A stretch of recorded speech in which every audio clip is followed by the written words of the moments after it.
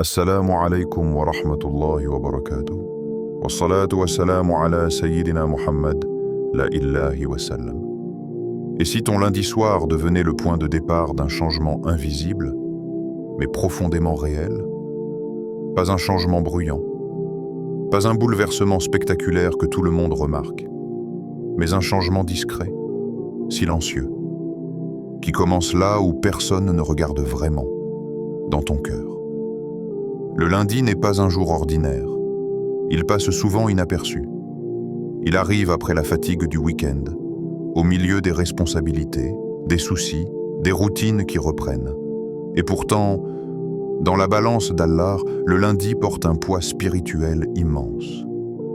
C'est un jour aimé du prophète. Un jour où les œuvres sont élevées vers Allah. Un jour où le croyant a l'opportunité de se présenter devant son Seigneur avec une intention renouvelée, un cœur plus humble, une âme plus consciente. Beaucoup commencent leur semaine avec l'anxiété, d'autres avec la précipitation, certains avec la peur de ce qui les attend. Mais le croyant, lui, peut commencer son lundi avec Allah, pas seulement dans les paroles, mais dans un acte simple, sincère, enraciné dans la sunna, le dhikr. Ce soir, après la prière de l'ISH1, je vais te transmettre un nom d'Allah. Un nom qui ouvre, un nom qui apaise, un nom qui agit même quand tu ne comprends pas encore comment. Un nom que tu répéteras 40 fois, avec présence, avec foi, avec abandon. Ce n'est pas une formule magique, ce n'est pas une promesse vide. C'est un rappel authentique, une clé spirituelle que beaucoup négligent parce qu'elle paraît trop simple. Et pourtant, combien de portes se sont ouvertes par des actes simples faits avec sincérité? Avant d'aller plus loin, prends un instant. Si ton cœur est déjà touché par ces paroles, abonne-toi maintenant à la chaîne Voix de la Sunna. Écris en commentaire un mot en lien avec ce rappel, par exemple, Ya Fattar, ou confiance en Allah. Ce simple geste peut être une sadaka, un témoignage de ton intention. Et surtout, partage cette vidéo à quelqu'un qui traverse peut-être un lundi difficile sans le dire. Et je t'invite à rester jusqu'à la fin, parce qu'une surprise spirituelle t'y attend. Pas quelque chose de matériel, mais quelque chose qui peut, par la permission d'Allah, marquer ton cœur longtemps après que la vidéo soit terminée. Revenons maintenant à ce lundi soir, à ce moment précis, après l'ISH-A. Le monde commence à ralentir. Les notifications se font plus rares. Les voix extérieures se taisent peu à peu. Et c'est souvent là que la voix intérieure devient plus audible.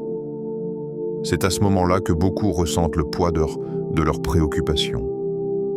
Les questions sans réponse, les portes qui semblent fermées, les efforts qui tardent à porter leurs fruits, les invocations répétées qui semblent suspendues entre le ciel et la terre. Mais ce que beaucoup ignorent, c'est que le silence de la nuit est un terrain fertile pour les transformations profondes. Allah n'a pas besoin de bruit pour agir. Il n'a pas besoin d'un public.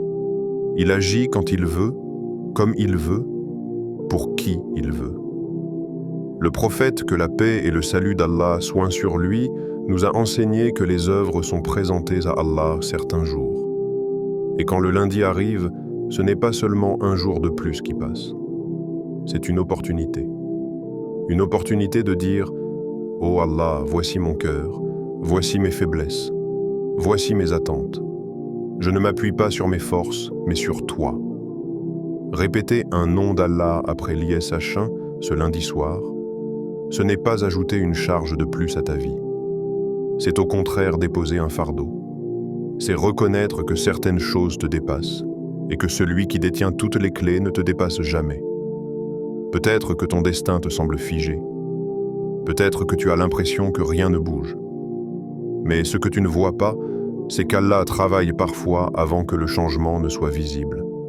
Et parfois, tout commence par un simple acte, répété avec constance, dans un moment choisi, avec un cœur sincère.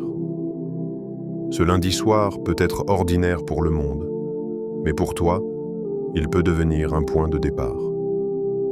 La valeur spirituelle du lundi. Le lundi, dans l'esprit de beaucoup, n'est qu'un retour à la routine. Il symbolise le poids des responsabilités, la reprise du travail, la fatigue qui recommence, les préoccupations qui reviennent frapper à la porte dès les premières heures de la semaine. Pourtant, dans la vision islamique, le lundi n'est pas un jour banal. Il est chargé d'un sens que seuls ceux qui observent la sunna avec attention peuvent réellement percevoir. Le prophète, que la paix et le salut d'Allah soient sur lui, ne traitait jamais les jours de la semaine comme de simples cases sur un calendrier. Chaque jour avait une place, une sagesse, une opportunité particulière de se rapprocher d'Allah, exalté soit-il. Et parmi ces jours, le lundi occupait une position spéciale, discrète mais profonde. Lorsque le prophète, que la paix et le salut d'Allah soient sur lui, jeûnait le lundi, il ne le faisait pas par habitude culturelle ni par simple discipline personnelle. Il le faisait avec une conscience aiguë de ce que ce jour représente dans l'ordre divin. Interrogé à ce sujet, il expliqua que le lundi est un jour où les œuvres sont présentées à Allah. Cette parole, souvent citée, est pourtant rarement méditée dans toute sa profondeur. Que signifie réellement le fait que nos actions soient présentées à Allah? Cela signifie que nos intentions, nos paroles, nos silences, nos efforts visibles et invisibles, tout ce que nous avons fait durant la semaine précédente est élevé vers celui qui connaît déjà toutes choses. Ce n'est pas parce qu'Allah a besoin de cette présentation, mais parce que nous, en tant que serviteurs, avons besoin de prendre conscience de cette réalité. Le lundi devient alors un miroir, un moment où le croyant est invité à regarder sa semaine passée avec lucidité, pas pour se juger avec dureté, mais pour se replacer. Commencer la semaine par Allah, ce n'est pas seulement prononcer des paroles pieuses. C'est reconnaître intérieurement que sans lui, rien n'a de véritable stabilité. C'est admettre que la réussite, la paix intérieure, la clarté dans les décisions ne viennent pas uniquement de l'effort humain, mais de la bénédiction qu'Allah place dans cet effort. Le lundi, en ce sens, est un point d'ancrage. Il permet de réaligner le cœur avant que la semaine ne s'emballe. Il y a une sagesse profonde dans le fait que le lundi soit lié à l'élévation des œuvres. La semaine commence, et dès son commencement, Allah offre aux croyants l'opportunité de se présenter avec une intention renouvelée. C'est comme si Allah disait à son serviteur, « Avant que tu ne t'enfonces dans tes occupations, avant que les soucis ne t'absorbent, viens à moi. » Le prophète, que la paix et le salut d'Allah soient sur lui, comprenait cela mieux que quiconque. Son attachement au lundi n'était pas seulement un acte d'adoration isolé, mais une stratégie spirituelle, une manière d'enseigner à sa communauté comment placer Allah au centre du temps. Dans un monde où tout commence par la planification matérielle, agenda, objectifs financiers, projets personnels, l'islam enseigne une autre logique. Commence par Allah, et le reste trouvera sa place. Commencer la semaine par Allah, c'est reconnaître que la baraka ne se mesure pas au nombre d'heures travaillées, mais à la présence divine dans ces heures. C'est comprendre que deux personnes peuvent vivre la même semaine, accomplir les mêmes tâches, mais repartir avec des résultats spirituels totalement différents selon la place qu'elles ont accordée à Allah. Le lundi est aussi un rappel puissant de l'équilibre entre le corps et l'âme. Le prophète, que la paix et le salut d'Allah soient sur lui, en jeûnant ce jour-là, montrait que le début de la semaine n'est pas seulement un moment pour nourrir les ambitions matérielles, mais aussi pour discipliner le nafs et éveiller le cœur. Le jeûne du lundi n'est pas une obligation, mais il est une invitation subtile à ralentir, à se détacher momentanément du confort et à se souvenir que l'essentiel ne se trouve pas uniquement dans ce que l'on consomme ou possède. Beaucoup cherchent des changements spectaculaires dans leur vie, sans réaliser que les plus grandes transformations commencent souvent par des ajustements simples mais réguliers. Le lundi offre cette possibilité. Il est comme une porte que l'on peut choisir de franchir ou d'ignorer. Celui qui commence sa semaine en se rappelant qu'Allah observe, qu'Allah reçoit les œuvres, qu'Allah est celui qui récompense même les intentions silencieuses, ne traverse pas ses journées de la même manière. Il marche avec plus de conscience, plus de retenue, plus d'espoir. Le prophète, que la paix et le salut d'Allah soient sur lui, n'a jamais séparé la spiritualité de la vie quotidienne. En donnant de l'importance au lundi, il enseignait que chaque semaine est une nouvelle chance, que chaque cycle de jours est une miséricorde renouvelée. Même celui qui a chuté la semaine précédente n'est pas condamné. Le lundi revient comme un appel discret mais constant, rappelant que la porte du retour vers Allah reste ouverte tant que le cœur bat encore. Ce jour devient alors un refuge pour celui qui veut se relever, un point de départ pour celui qui veut rectifier sa trajectoire, un rappel pour celui qui s'est laissé distraire. Le lundi soir, un moment souvent négligé. Lorsque le lundi décline vers le soir, quelque chose change imperceptiblement dans l'atmosphère. Le rythme de la journée commence à ralentir. Les obligations pressantes perdent un peu de leur intensité. Les voix se font moins nombreuses.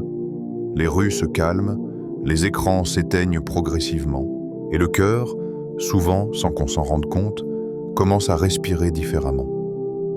Après la prière de l'I-S-H-A, le monde semble entrer dans une parenthèse. Ce moment, pourtant si riche, est souvent traversé machinalement comme une simple transition vers le sommeil.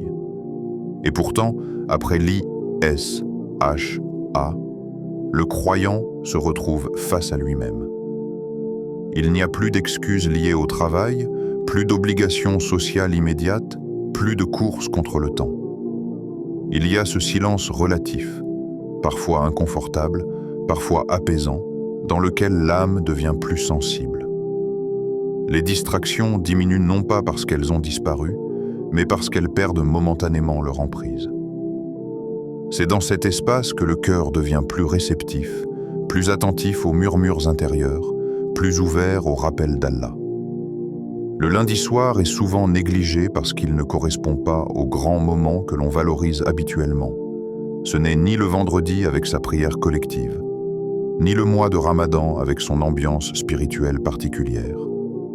Il n'y a pas de foule, pas d'événements visibles, pas de pression sociale à l'adoration. Et pourtant, c'est précisément ce qui fait sa force. Le lundi soir est un moment d'adoration, choisi, non imposé par le regard des autres. Un moment où l'intention se révèle dans sa pureté. Après l'ISHN, le corps commence à ressentir la fatigue accumulée. Les pensées remontent. Certaines sont lourdes, d'autres sont confuses. C'est souvent à ce moment que les inquiétudes se manifestent plus clairement. Ce qui était étouffé par l'agitation de la journée refait surface. Beaucoup cherchent alors à fuir ce face-à-face intérieur par le divertissement ou l'endormissement rapide. Mais celui qui choisit de rester présent, ne serait-ce que quelques minutes, ouvre une porte intérieure rarement explorée. Se connecter sincèrement à Allah, exalté soit-il à ce moment-là, ce n'est pas accomplir un rituel compliqué. C'est avant tout une posture du cœur.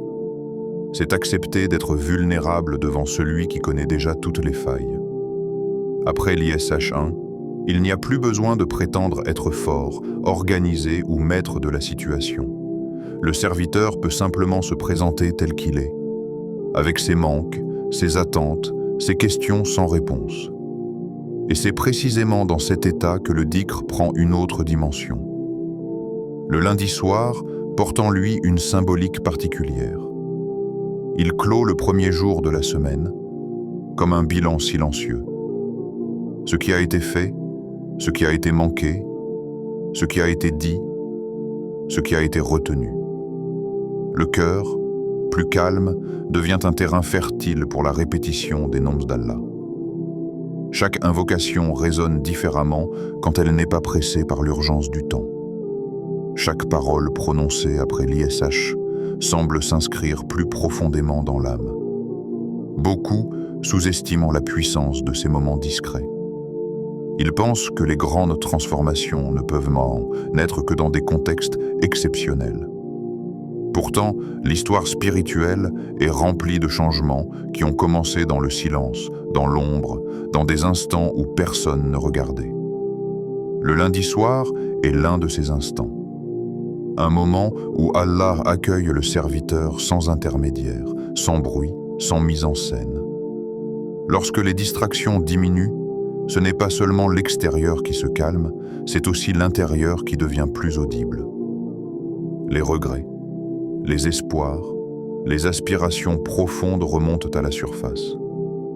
Et dans ce face-à-face, le rappel d'Allah agit comme une lumière douce, non agressive, qui éclaire sans brûler.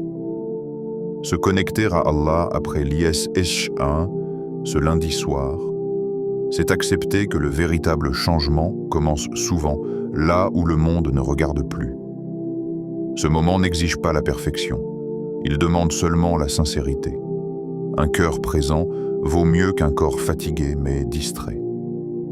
Le lundi soir, après l'ISH1, offre cet espace rare où l'on peut déposer ce que l'on porte depuis trop longtemps, sans discours, sans justification, juste être un serviteur devant son Seigneur, dans le calme, dans l'espoir, dans l'attente confiante de ce qu'Allah décidera d'ouvrir. Le nom d'Allah a répété, Ya Fattar, Ya Fattah.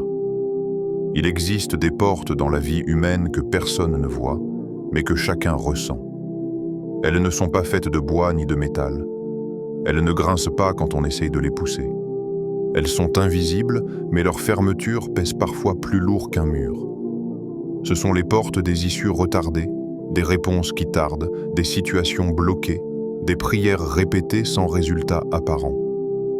Et très souvent, l'être humain se fatigue non pas parce qu'il ne fait rien, mais parce qu'il pousse aux mauvaises portes, ou qu'il oublie celui qui détient toutes les clés. Le nom Ya Fattar n'est pas un nom comme les autres. Il ne parle pas seulement d'ouverture au sens matériel, il parle d'un pouvoir absolu, celui d'ouvrir ce qui est verrouillé sans effort, sans intermédiaire, sans délai lorsque le moment est décrété. Allah est Al-Fattar, celui qui ouvre les portes visibles et invisibles, celles du ciel comme celles du cœur, celles de la subsistance comme celles de la compréhension, celles des solutions comme celles de la guidance.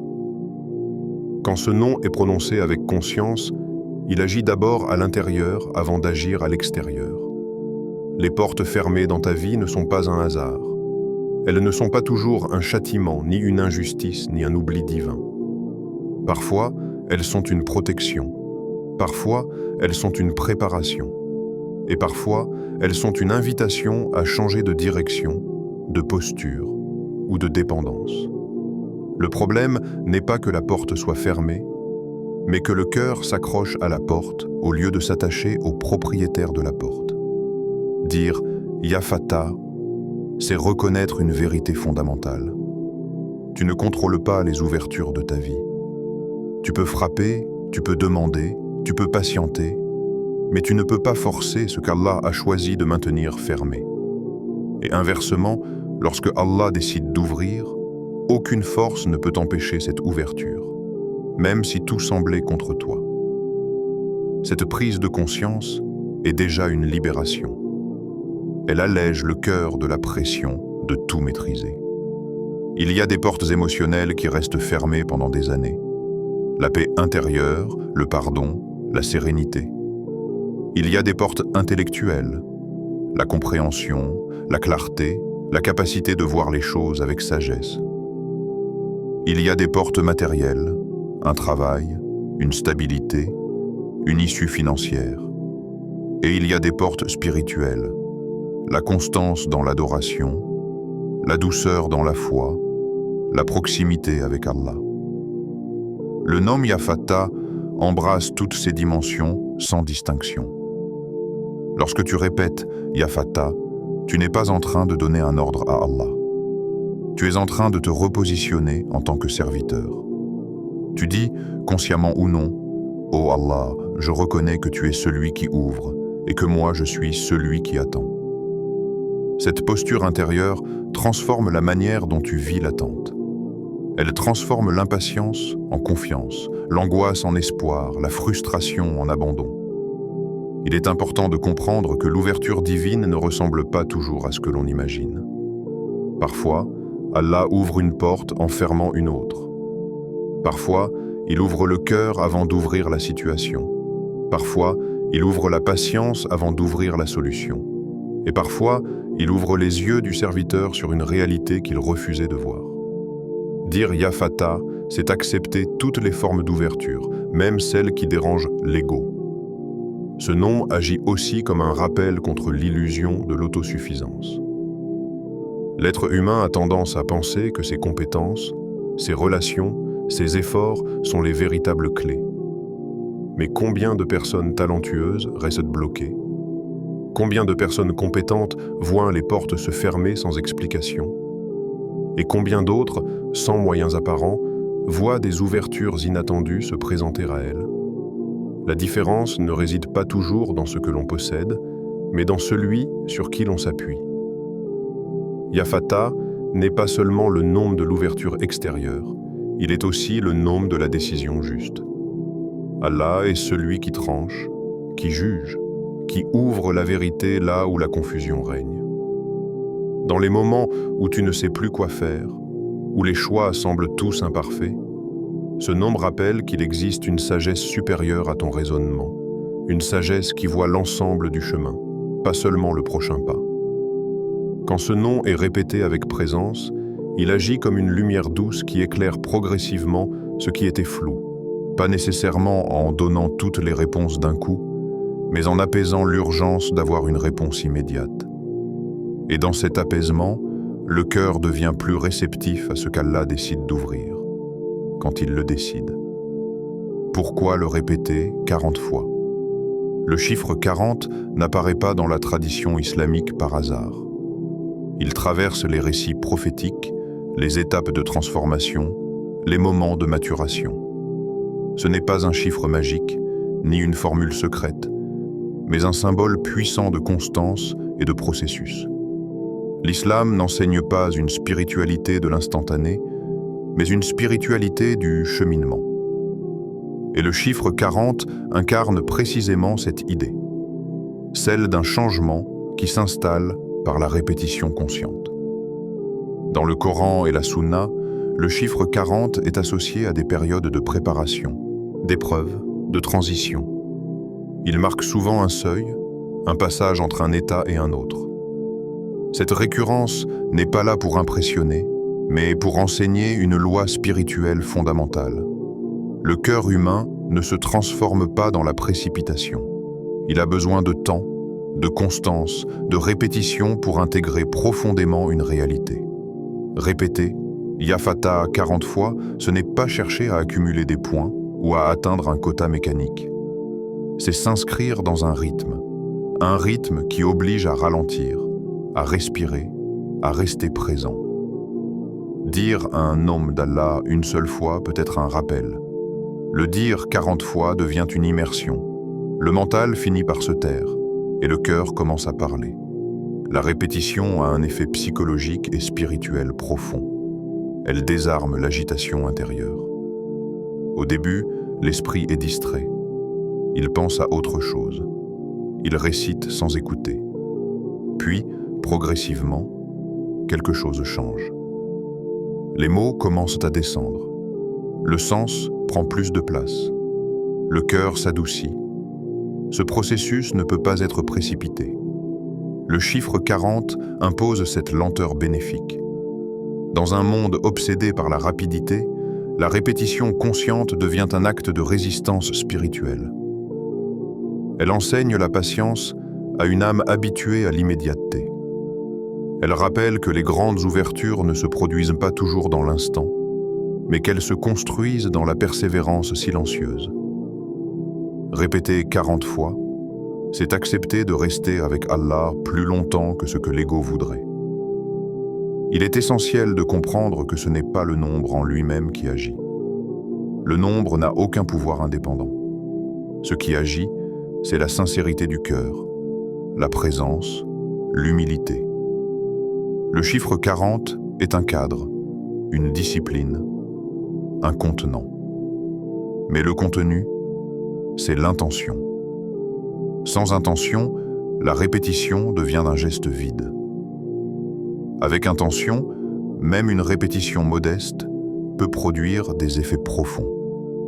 La maturité spirituelle ne consiste pas à multiplier les actes, mais à approfondir ceux que l'on accomplit. Répéter.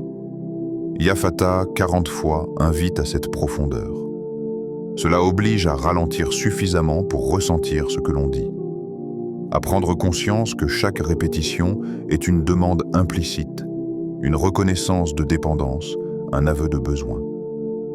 Il y a aussi dans le chiffre 40 une pédagogie divine, celle de l'endurance. Beaucoup abandonnent leurs invocations non pas parce qu'elles sont inefficaces, mais parce qu'elles n'ont pas produit de résultats immédiats. Le chiffre 40 rappelle que certaines portes nécessitent une constance avant de s'ouvrir. Pas parce qu'Allah hésite, mais parce que le serviteur a besoin de mûrir intérieurement pour accueillir ce qui va s'ouvrir. Répéter 40 fois, c'est accepter de ne pas voir immédiatement. C'est rester fidèle à l'invocation même quand rien ne change extérieurement. Et cette fidélité, aux yeux d'Allah, est en soi une adoration immense. Elle témoigne d'une confiance qui ne dépend pas du résultat visible, mais de la certitude intérieure que celui qui ouvre sait quand ouvrir. Enfin, le chiffre 40 crée un espace hors du tumulte, hors de la précipitation. Un espace où le cœur peut se déposer, où l'âme peut respirer, où la foi peut s'approfondir sans pression. Cet espace est rare, et lorsqu'il est occupé par le rappel d'Allah, il devient fertile. Non pas parce que le nombre est élevé, mais parce que le cœur, enfin, s'est arrêté assez longtemps pour écouter. Comment pratiquer correctement? Après la prière de l'ISH1, il y a un silence qui s'installe progressivement. Ce silence n'est pas seulement celui de la ville qui s'endort, ou des rues qui se vident. C'est un silence intérieur, une respiration collective de l'univers qui semble ralentir pour que tu puisses entendre quelque chose de plus subtil. C'est exactement à ce moment que la pratique de Ya Fatah devient la plus puissante, la plus efficace, non pas parce qu'il existe un secret caché dans l'heure, mais parce que ton cœur devient enfin disponible. Commencer correctement ne signifie pas simplement réciter, mais être présent, être conscient de chaque mot, de chaque souffle, de chaque intention. La posture, la respiration, l'orientation du cœur. Tout cela compose l'expérience de cette pratique. Assieds-toi calmement. Choisis un endroit où tu ne seras pas dérangé, où le monde extérieur ne viendra pas te rappeler ses urgences. Il peut s'agir d'une pièce tranquille, d'un coin de ta maison, d'un tapis posé simplement au sol. Le corps doit être stable, mais détendu. Les mains peuvent reposer sur les genoux ou dans le giron. La colonne vertébrale droite, mais non rigide, car la rigidité fatigue et empêche le cœur de se relâcher. La respiration devient alors ton premier outil. Inspire profondément, expire lentement. Laisse le rythme de ton souffle synchroniser ton esprit et ton corps. Chaque respiration prépare le terrain pour la répétition des paroles divines. Oriente ton cœur vers Allah. C'est là que beaucoup échouent. Ils récitent, mais le cœur erre. Les yeux peuvent se fermer ou regarder un point fixe, mais ce n'est pas suffisant. Le cœur doit être dirigé volontairement vers celui qui est derrière le nom que tu vas prononcer. Ce n'est pas une simple formule, ce n'est pas un automatisme. Il s'agit d'un acte d'intimité. Imagine un serviteur qui frappe à la porte d'un roi, mais qui est distrait par tout ce qui se passe autour. Serait-ce une demande sincère? Non. De la même manière, le dhikr devient vivant lorsque chaque fibre de ton être est tournée vers Allah. Dis avec présence « Ya Fatah » et répète-le 40 fois. Mais ne le dis pas mécaniquement. Ne compte pas uniquement pour atteindre le chiffre. Ressens chaque syllabe, laisse-la résonner dans le cœur, dans la poitrine, dans la respiration. Imagine que chaque répétition est un souffle qui ouvre une petite porte en toi, qui relâche une tension, qui crée un espace pour la lumière. Les mots deviennent alors plus que des sons. Ils deviennent une vibration spirituelle, une clé invisible, un dialogue silencieux entre toi et celui qui ouvre tout. Il ne s'agit pas de se précipiter. Chaque répétition doit être comme un pas mesuré sur un chemin, un mouvement réfléchi vers la proximité divine. Les distractions surgiront, c'est normal. L'esprit cherchera à fuir, à se souvenir des soucis de la journée, des obligations du lendemain, des regrets ou des frustrations. Accueille ces distractions, note-les, puis ramène doucement ton attention sur le nom. La constance est plus importante que la perfection. Même si l'esprit vagabonde, la persistance transforme la répétition en acte de sincérité. Sans précipitation, sans distraction, chaque yafata devient une graine plantée dans ton cœur. La constance transforme la graine en racine, la racine en tronc, le tronc en branche qui portent des fruits invisibles mais réels. Le silence de la nuit, la solitude relative, la lumière douce, le calme après l'ISS. Tout cela forme un contexte unique qui rend la répétition non seulement un acte rituel, mais une véritable rencontre avec Allah. C'est une pratique intérieure qui te fait expérimenter petit à petit que le contrôle ultime n'appartient pas à toi, mais à celui qui ouvre et ferme les portes de la vie. Pour renforcer cette pratique, certaines personnes aiment associer le dhikr à la respiration, un yafata sur l'inspiration, un autre sur l'expiration, ou diviser les 40 répétitions en séries plus petites avec de courtes pauses de conscience. Cette méthode aide à maintenir la présence du cœur. Tu peux également visualiser chaque porte fermée que tu rencontres dans ta vie et imaginer que chaque répétition déverrouille lentement ce verrou, non pas par ton effort, mais par la permission d'Allah. Enfin, rappelle-toi que la pratique correcte n'est pas jugée par ce que tu vois ou ressens immédiatement. Parfois, le cœur est lourd. Parfois, l'esprit est dispersé. Parfois, les solutions n'apparaissent pas. Pourtant, chaque répétition, chaque souffle conscient, chaque orientation du cœur vers Allah est enregistrée dans les registres invisibles. Le simple fait de s'asseoir, de respirer, de réciter avec sincérité, produit une transformation subtile mais durable. C'est la beauté de la constance, de la discipline douce, de la présence consciente. Ce que tu dois observer lorsque tu termines la pratique, ne cherche pas immédiatement un miracle spectaculaire. Ce n'est pas le but. La magie de cette répétition ne réside pas dans ce que l'on voit, mais dans ce que l'on ressent, dans ce que l'on devient intérieurement. La première chose à observer est ton apaisement. Peut-être ressentiras-tu un silence inhabituel dans ton cœur, une diminution des pensées turbulentes, une sensation de légèreté que tu n'avais pas remarquée avant. Parfois, l'effet est subtil, mais persistant. La tension qui semblait permanente dans ton esprit, dans tes épaules, dans ta poitrine, se relâche peu à peu, comme si le simple acte de réciter avait permis au poids invisible de s'évacuer. La patience est le deuxième signe. Dans ce monde obsédé par l'immédiateté, apprendre à attendre devient une compétence spirituelle rare et précieuse. La répétition de Yafata 40 fois installe une temporalité différente. Chaque souffle répété te rappelle que les ouvertures divines ne sont pas toujours instantanées. Il y a une sagesse dans le délai, une beauté dans l'attente, une profondeur dans l'intervalle silencieux entre la demande et la réponse. Observer cette patience en soi est déjà un indice de la transformation intérieure en cours. Ensuite, observe les solutions qui apparaissent dans ta vie. Elles ne viendront peut-être pas comme tu les imagines. Parfois, c'est une idée inattendue, une rencontre fortuite, une décision qui se clarifie. Parfois, la solution prend la forme d'une porte intérieure ouverte. Tu comprends ce qui était bloqué en toi. Tu perçois un chemin que tu n'avais pas vu auparavant.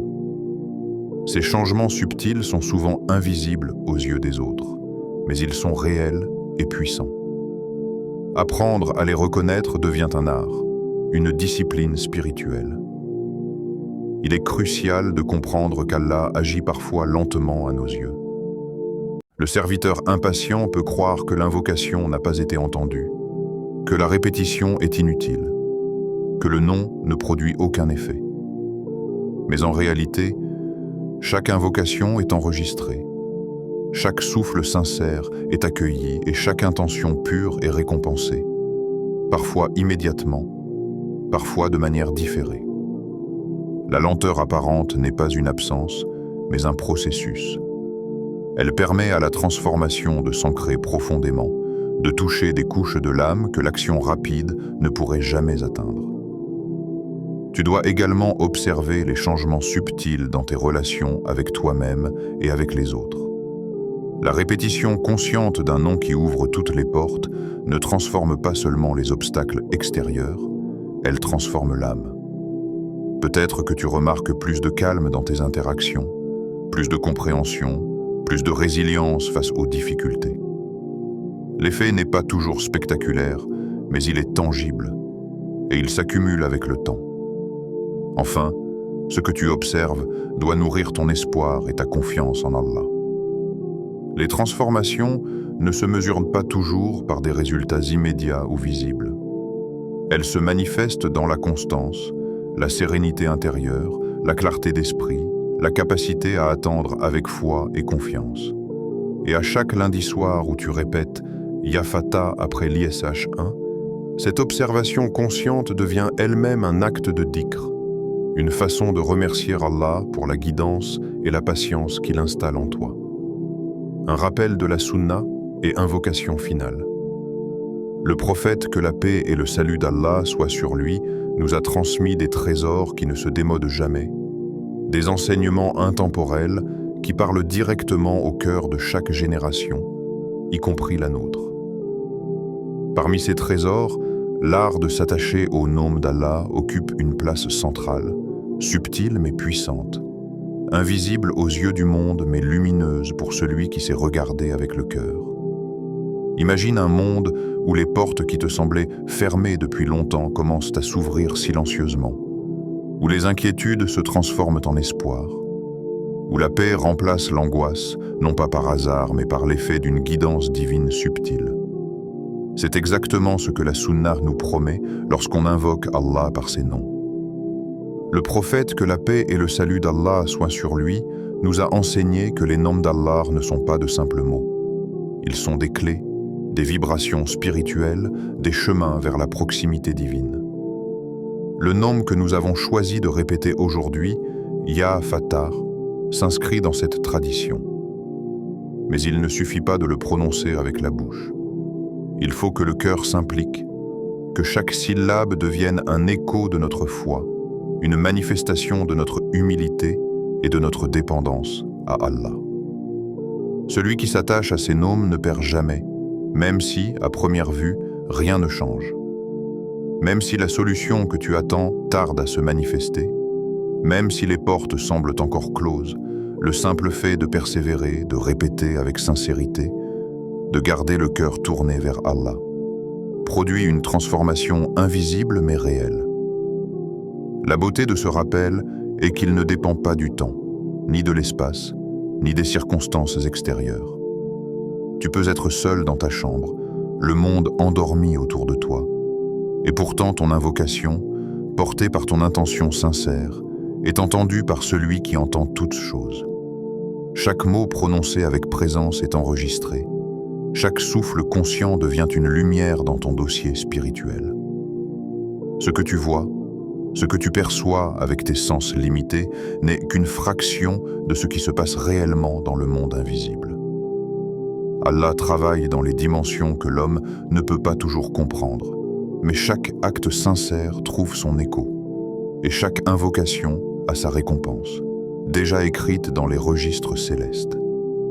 Imagine maintenant que chaque Ya Fata que tu as prononcé ces derniers lundis, ces dernières nuits, ces moments où tu croyais que personne ne t'écoutait, était en réalité en train de préparer une ouverture.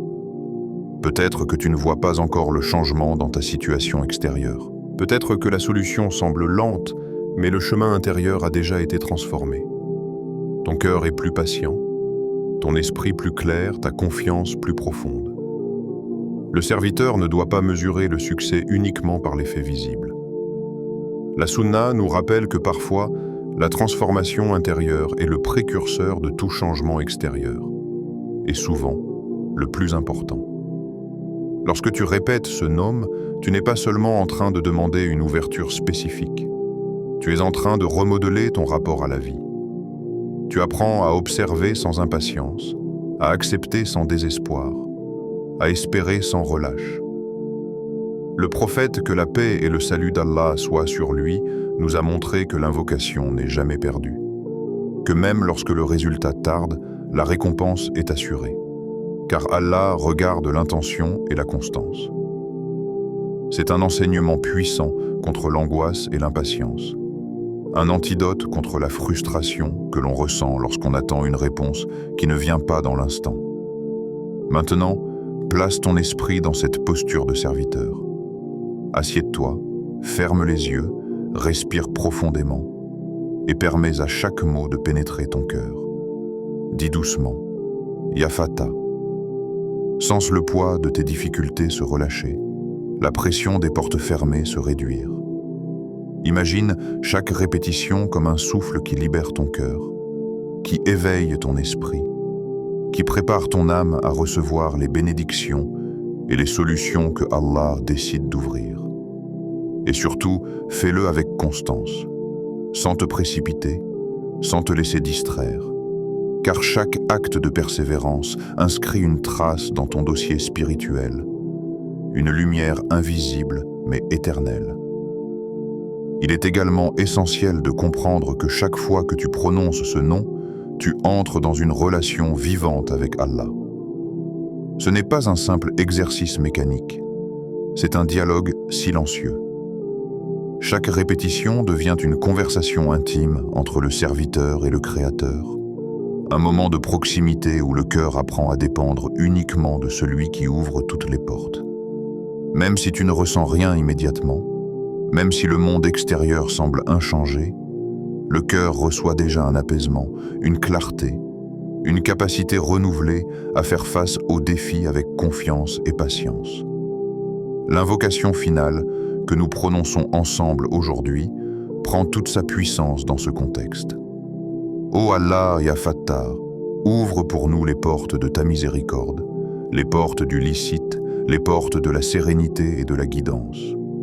Ne nous laisse pas dépendre de nos forces, mais fais de nous des serviteurs confiants en toi. Min. Ces mots ne sont pas simplement des phrases à réciter. Ils doivent être respirés, vécus, médités. Imagine la lumière de ta miséricorde qui descend et touche chaque recoin de ton existence, qui dissout les verrous invisibles, qui ouvre les voies vers ce que tu as besoin, même si tu n'arrives pas encore à le visualiser. Observe maintenant comment la Sunna s'intègre dans cette pratique. Le prophète, que la paix et le salut d'Allah soient sur lui, n'a jamais séparé la spiritualité de la vie quotidienne. Les noms d'Allah sont des outils de transformation, mais ils ne sont efficaces que si le serviteur s'y attache avec sincérité. Même lorsqu'il ne voit pas immédiatement le fruit, même lorsque la réponse semble différer, chaque invocation compte. Et c'est là une leçon essentielle.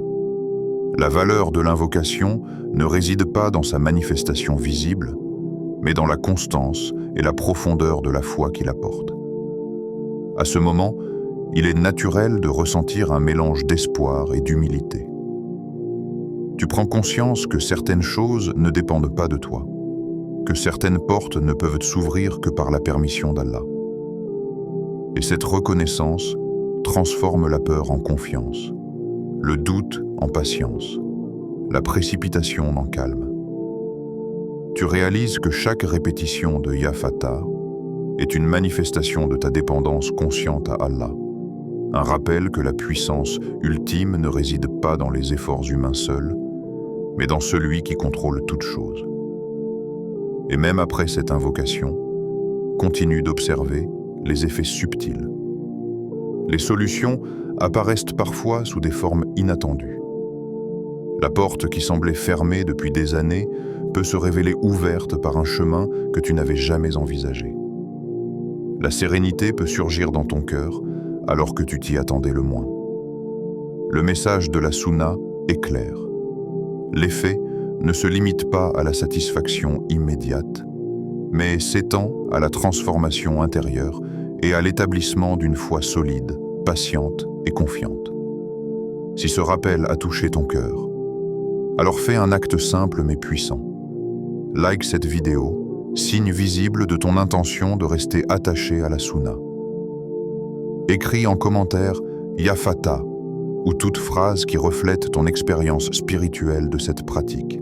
Partage cette vidéo avec un ami, un membre de ta famille ou quelqu'un qui traverse un moment difficile, car ce rappel peut devenir une lumière dans leur obscurité. Et surtout, abonne-toi à Voix de la Sunna et active la cloche pour recevoir des rappels réguliers, pour rester sur le chemin de la guidance et de la proximité avec Allah. N'oublie jamais ces paroles. Celui qui montre une bonne voie aura la même récompense que celui qui la suit. Muslim. Chaque partage, chaque like, chaque engagement sincère n'est pas seulement un geste virtuel, mais un acte qui porte récompense dans le registre spirituel, qui contribue à la diffusion du dhikr et de la guidance authentique. En restant connecté à la Sunna, tu t'assures que tes actes, même petits, deviennent des moyens de transformation intérieure et extérieure.